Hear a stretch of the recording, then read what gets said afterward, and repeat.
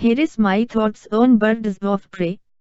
The movie features slick action scenes which complete with very acrobatic choreography that constantly pleases the eyes of everyone who are looking forward for a femme fatale's kicking ass. There are plenty of them to keep you amazed. Birds of Prey also delivers a vigorous energy throughout. It feels like you are high on drugs. The close-ups feel very intimate yet feel very caricature in a positive way. The quality of cameras and the color palette capture a reality of life, giving a sense of how rough it actually is, very dark and gritty, but also sometimes sprinkles the dark tone with graciously boisterous and delicate tinted colors. The occasional slow-mo amps up the already intense energy. Some of you might have asked regarding the feminist movement. Birds of Prey is a done-right feminist film. A key successful factor to driving a feminist film is to create an innate story on women without being pushy on the political agenda. Birds of Prey does that. Another thing is this is not a GYTURNGIRL remix. Yes, I'm watching UGHOSTBUSTERS and Ocean's 8. And Bob does not or rarely knocks down the main genes as weak or indecisive. Kudos Birds of Prey.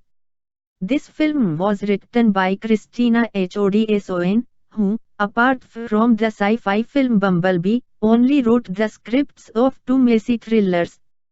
The character of Harley Quinn is known to be a bit twisted after the time she spent with the psychopathic Joker. This film is largely told from its point of view, which sometimes makes it seem chaotic in an appropriate way.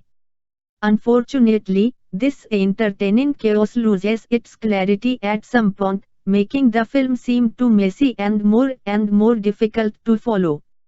The story jumps from the now with flashbacks to the past, switches between the storylines of the different characters in a difficult to follow manner, or the storylines are told unnecessarily in a long-winded way.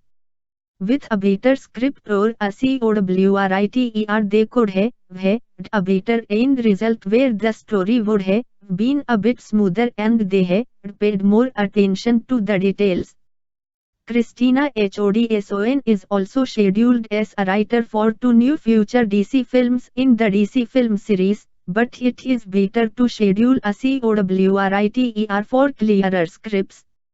The film is also too feminist, because all male characters are portrayed as villains or weak idiots.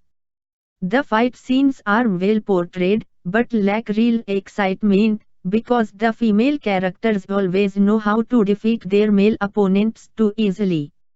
In combat, for example, male opponents never use their weapons or arrive too late, which means that these scenes do not appear realistic.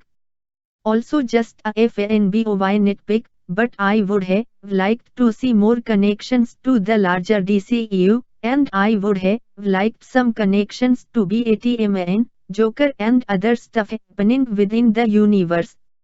At some point Walter Hamada, the new president at WB, who is doing a good job, needs to address the absence of Jared Leto's Joker, Ben Affleck's Batman and Henry Cavill's Superman.